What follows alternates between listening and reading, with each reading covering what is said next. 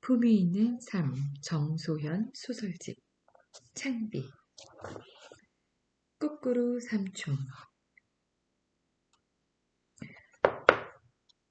그가 들어왔을 때 내가 소스라치게 놀란 것은 겁쟁이라서가 아니라 잠가놓은 줄 알았던 문이 갑자기 열려서였다. 허리까지 오는 긴 머리카락을 늘어뜨리고 시커먼 가죽옷을 입은 사람이 노크도 없이 쑥 들어오는데 놀라지 않을 사람은 없을 것이다. 5시쯤 밴드 보컬 오디션을 보러 오겠다는 사람이 1시간이 지나도록 오지 않아 반쯤 포기한 채 졸고 있던 나는 문이 열림과 동시에 반사적으로 세 대의 기타 중 무기가 될 만한 플라잉 V를 골라들고 공격 자세를 취했다. 내가 생각해도 너무 어설퍼 곧 곤죽이 되도록 얻어맞게 될 것 같았다. 얼마 전 작업실 인근 다른 밴드의 연습실에 강도가 들어 혼자 있던 기타리스트를 폭행하고 악기와 장비를 모두 털어간 사건이 있었기에 긴장하고 있던 터였다. 기타리스트는 목숨을 겨우 부지할 정도로 맞아 고막이 터지고 눈이 멀어 더 이상 음악은커녕 일상생활조차 제대로 할 수 없게 되었다. 범인이 아직 잡히지 않은 데다 계속 근처 연습실이나 작업실에 비슷한 일들이 일어나고 있으니 문단속을 잘하라는 말을 한두 번 들은 게 아니었다. 내가 이 덩치에 당할 것 같냐면서 신경 쓰지 않는다고 허세를 부렸지만 사실 가뜩이나 겁이 많은 나는 그때부터 강도에게 두들겨 맞는 악몽을 자주 꾸었다. 그 고통이 어찌나 생생하던지 꿈을 꾸고 난 뒤에는 꼼짝도 못할 정도로 몸이 아파 몸져 눕곤 했다. 하나뿐인 현관문을 꼭 걸어 잠그고 지내며 창문이 없는 지하에 살아 천만다행이라고 생각했다. 당연히 잠겨 있을 줄만 알았던 문이 벌컥 열린 순간 내가 문을 마지막으로 언제 열었는지, 언제 잠갔는지 전혀 기억하지 못하고 있다는 것을 깨달았다. 밖이 보이지 않는 지하 작업실에 틀어박혀 있다 보니 나도 모르게 시간의 흐름에서 약간 벗어나 있는 듯했다. 철환이 네가 돌부처였어? 비음이 강하고 깊은 울림이 있는 목소리. 앞머리를 돌아 코로 빠져나오는 목소리가 나를 불렀다. 놀란 마음에 차마 얼굴도 똑바로 보지 못했으나 그가 삼촌이라는 것을 단번에 알았다. 그 미끌미끌한 목소리로 꾸꾸루 꾸꾸꾸 하는 노래. 1970년대에 활동했다던 세부엉이라는 팀의 노래를 습관적으로 부르곤 해 꾸꾸루 삼촌이라는 불렀던 내 하나뿐인 외삼촌. 태어나면서부터 들었던 삼촌의 목소리를 내가 알아듣지 못할 리가 없었다. 나는 시커먼 침입자가 강도가 아닌 삼촌이라는 사실에 잠시 안도했다가 곧 더 무서워졌다. 가족 모두가 여러모로 수소문해봐도 생사조차 확인할 수 없었던 삼촌이 갑자기 나타나다니. 게다가 부모님도 모르는 내 작업실에 삼촌이 떠난 뒤에 생긴 내 별명을 부르며 나타나다니. 어쩌면 삼촌도 그것들과 같은 존재일지도 모른다는 생각이 번쩍 들자 온몸의 털이 바짝 일어섰다. 불쑥 찾아와 자신의 불우와 불운을 고독과 비난함을 하소연하다가 흐느껴 울고는 볼 일이 끝났다는 듯 덤덤한 얼굴로 쌩하게 돌아가는 그것들. 또다시 찾아와 똑같은 이야기와 울음을 반복했던 그것들. 그것들을 영혼이나 유령, 귀신으로 불러야 할지도 모르겠는데 또 어쩌면 그런 게 아닐지도 모른다. 처음에 찾아온 그것이 사람인 척하고 소파에 척 앉았을 때 난 정말 오디션을 보러 온 사람인 줄 알았다. 악기도 없이 몸만 온 그것이 노래도 하지 않고 제 이야기만 술술 풀어나누는데 나는 이상하다는 생각도 못하고 거기에 빠져 시간이 가는 줄도 몰랐다. 그것이 갑자기 아이처럼 울음을 터뜨리고 나서야 정신이 번쩍 들었다. 주위를 둘러싼 공기가 기묘하게 차가워져 있었고 시간의 흐름도 이상했다. 그것들이 나타나면 시간이 제멋대로 흘렀다. 시간이 많이 흘렀다 싶었는데 5분도 채 지나지 않았거나 잠깐 지나갔나 싶었는데 서너 시간이 휙 지나가 있었다. 이상하게 차갑고 비합리적이며 형용할 수 없이 무서운 시간이었다. 그것들의 이야기는 견딜만 했는데, 아니, 재미있기까지 했는데, 그것들이 울기 시작하면 오줌을 지릴 만큼 무서웠다. 나는 울음소리가 듣기 싫어 되는 대로 음악을 틀었는데, 울 만큼 울다가 그치고는 자신을 위로해 주어 고맙다고 말하며 두 손으로 내 손을 꼭 잡았다. 그러고 나면 그것은 돌아가 다시 찾아오지 않았다. 나는 나름의 퇴치법을 알게 되어 기뻤으나 하나가 가니 다른 것이 또 찾아왔다. 그것들이 왜 나에게 붙었는지 알 수 없었지만 어쨌건 오는 족족 음악을 틀어 그것들을 돌려보냈다. 이렇게 말하니 내가 대단히 대담한 퇴마사라도 된 것 같지만 정말 무서워서 죽을 지경이었다. 무서운 걸로 따지면 강도가 더하지만 이건 성격이 조금 달랐다. 그것들에게서 온 모든 이야기들은 마치 내게 이식된 것처럼 생생하게 느껴졌는데 인생의 비위를 모두 알게 된 듯해 더 이상 살고 싶지 않은 기분이 들곤 했다. 무슨 일을 하더라도 모두 부질없다는 생각, 불행해질 거라는 생각으로 귀결되었다. 그래도 왜 그런 건지 그것들의 이야기를 안 들을 수가 없었다. 나는 이야기에 귀 기울이지 않으려고 음악을 이것저것 대충 틀어댔는데 그것들은 마치 자신에게 맞는 음악을 찾아준 것처럼 감동에 젖어 고마워했다. 나는 한 번 온 것이 다시 오지 않는 것만으로도 만족스러웠다. 삼촌이 난데없이 갑작스럽게 나타난 것을 보면 어쩌면 자기 이야기를 들려주려 나타난 그것이 아닐까 싶었다. 여차하면 한 대 치고 도망갈 생각으로 기타를 든 채로 계속 엉거주춤 서 있었다.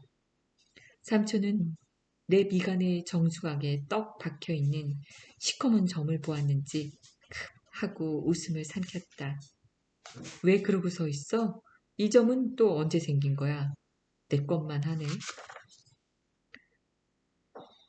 점은 삼촌이 떠나고도 한참이 지난 뒤에 생겼다.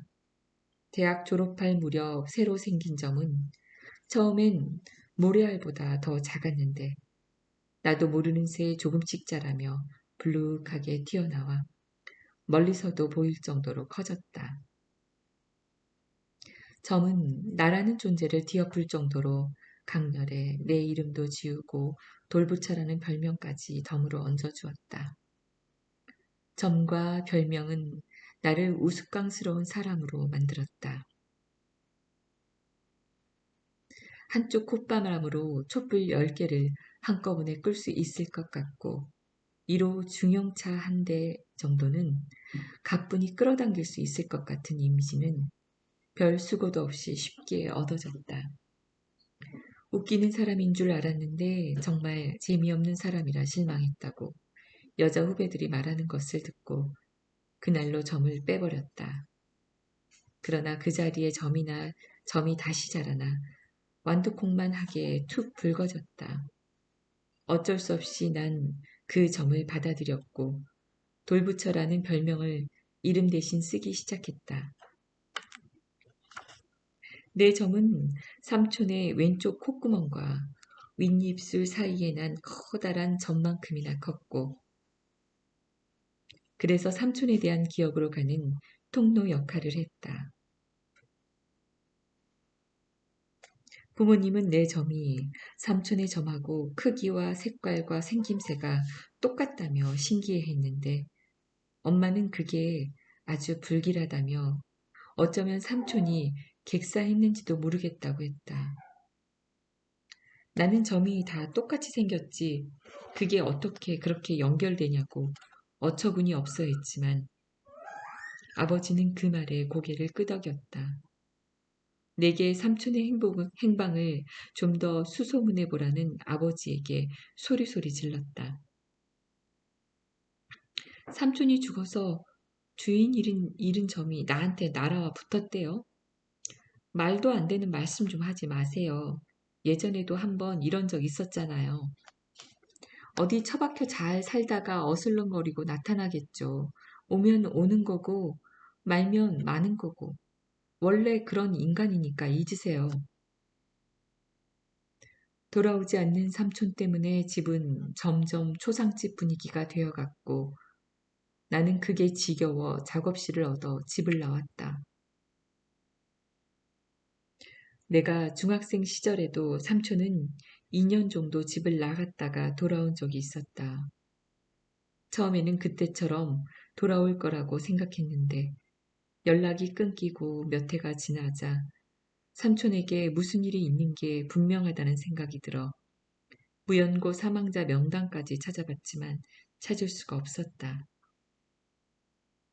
훗날 삼촌과 친구들이 함께 활동했던 밴드 그림 형제가 어느 음악 평론가에 의해 재조명되면서 나도 잡지에 그들에 관한 글을 쓰느라 다른 멤버들을 만나가며 삼촌의 행방을 수소문해 보았는데 여전히 묘연했다.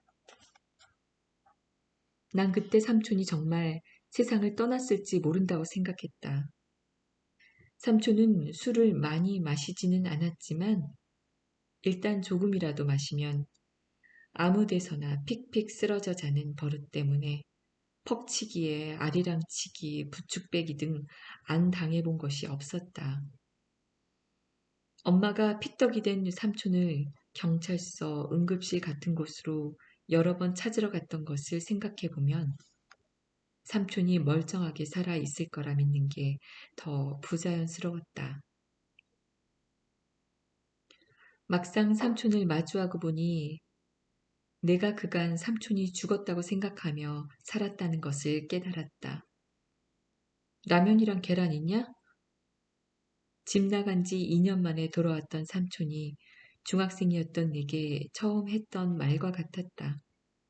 삼촌다운 그 말을 들으니 긴장이 풀어져 자리에 풀썩 주저앉았다. 취사 금지. 삼촌을 무슨 말로 맞아야 할지, 예전에 존댓말을 썼는지, 반말을 썼는지 가물가물해 명사로 대답했다. 이 자식 새침하게 굴기는. 삼촌은 비호처럼 달려들어 헤드락을 걸며 겨드랑이 냄새를 풍겼다.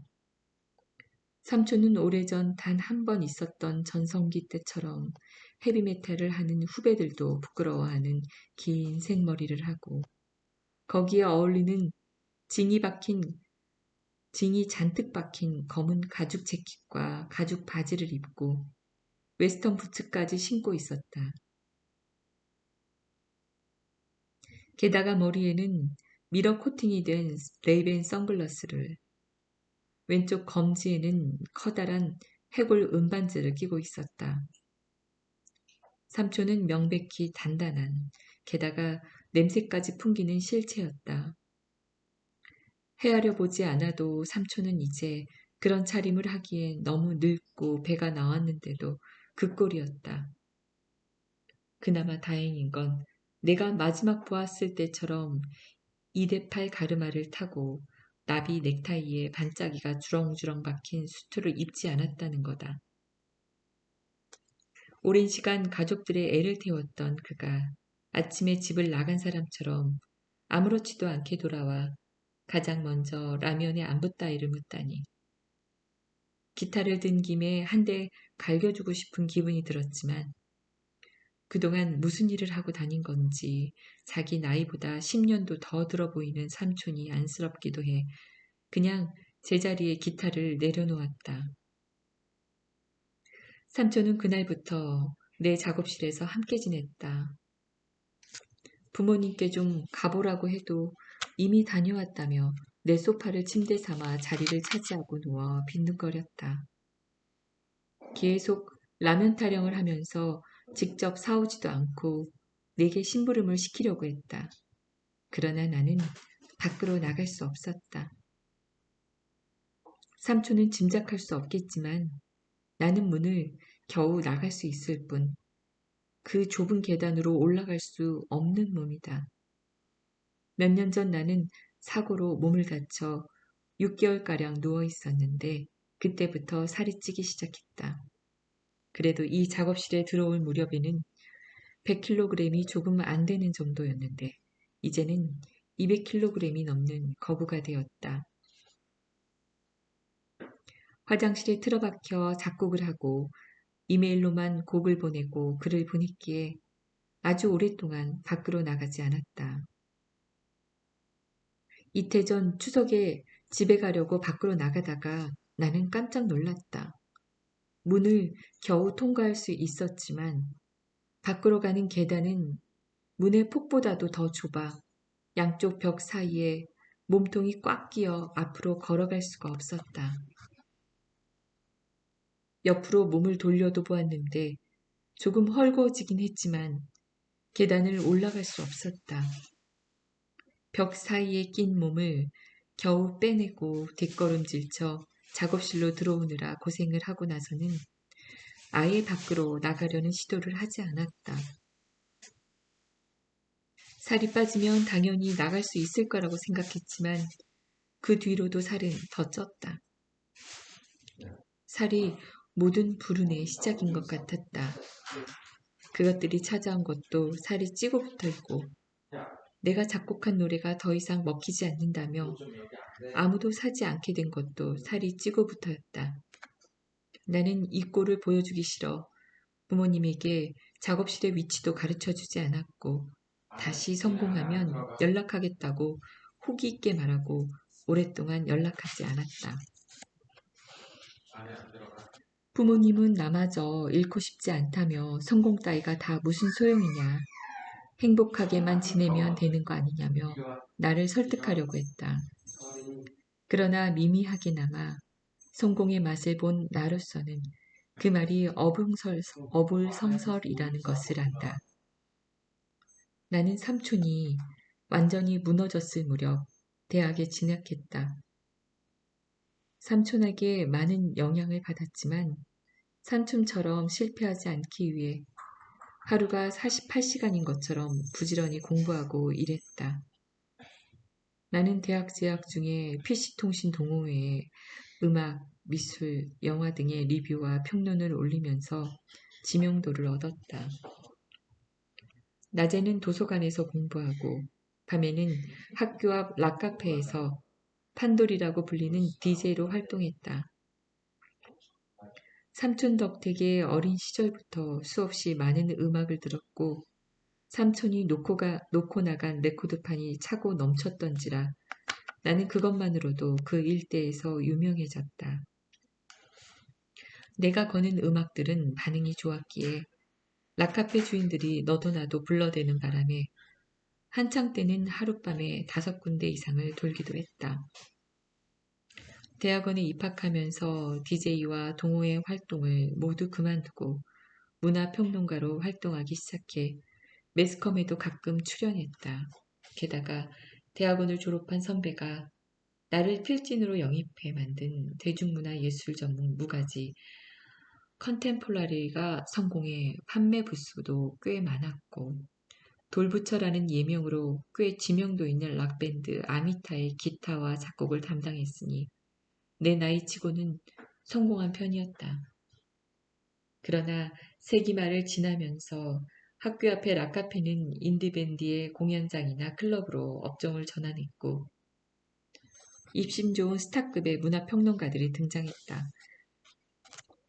또 무까지는 대부분이 그랬듯 컨템포러리 역시 스폰서들을 잃고 폐건되었고 더 이상 아무도 우리 밴드의 노래를 듣지 않았다.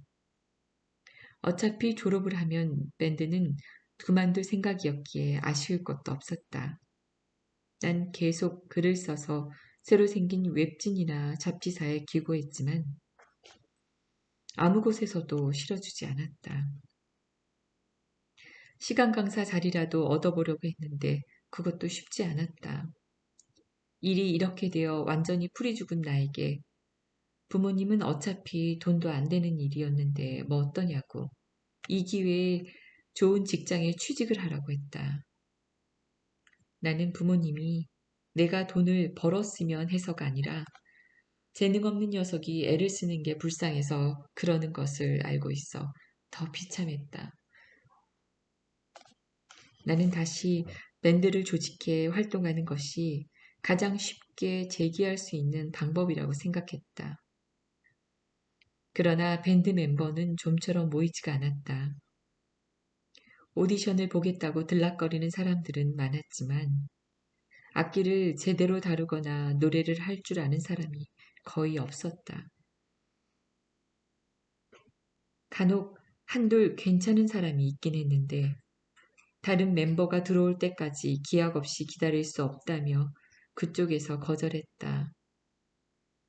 당장 활동할 수 없다 해도 나는 허송세월하지 않고 작업실에만 들어앉아 기획사에 보낼 음악과 우리 밴드의 음악에 넣을 음악을 작곡했다. 정식 음반 하나를 내고도 남을 만큼의 음악이 완성되었지만 밴드는 아직 다 꾸려지지 않았다. 나는 그 노래들을 그것들에게 틀어주곤 했는데 열이면 열 모두 감동하는 것을 보니 밴드만 조직되면 재기하는 것은 시간 문제였다. 삼촌은 소파에 비스듬하게 누워 내게 시종일관 걱정스러운 시선을 보냈다. 의자 위에 겨우 얹혀 곧 흘러내리게 생긴 살덩어리들을 걱정하는 건지 할 일 없이 빈둥거리는 것처럼 보여 그러는 건지 뭐라고 말하지 않았으나 너 어쩌다가 이렇게 됐냐고 하는 말소리가 들리는 것 같았다.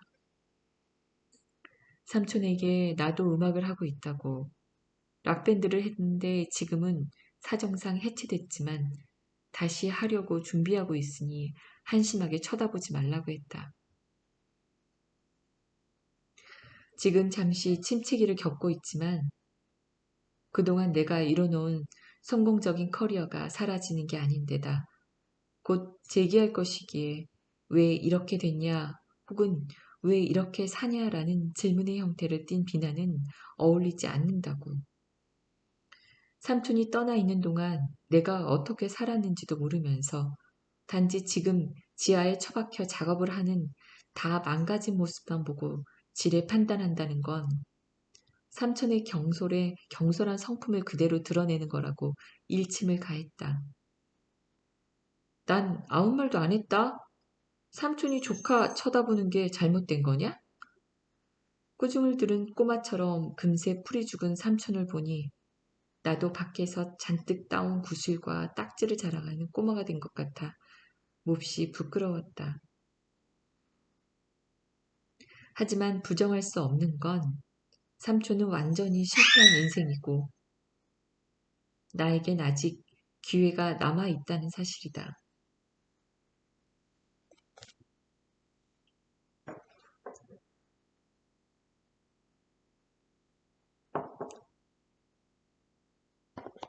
함께 지내면서도 삼촌이 그것일지도 모른다는 생각이 문득문득 떠올랐지만 더 깊이 생각하는 것을 그만두었다.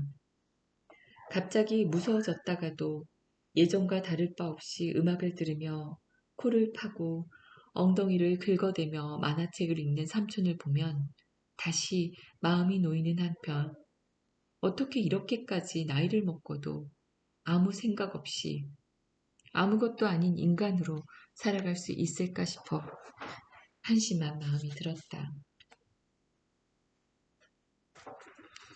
나는 삼촌에게 그동안 어떻게 지냈는지 이야기를 해달라고 하고 싶었으나 혹여 그것들처럼 내게 이야기를 다 털어놓는다고 나면 떠날까봐 물어보지 않았다. 삼촌이 만약 그것이었다면 내게 이야기를 하지 못해 안달이 났을 것이다. 부르와 불운이라면 삼촌을 넘어설 자가 없었다. 내가 그것들에게 들은 이야기도 삼촌이 겪은 일들에 비해서는 별거 아니었다.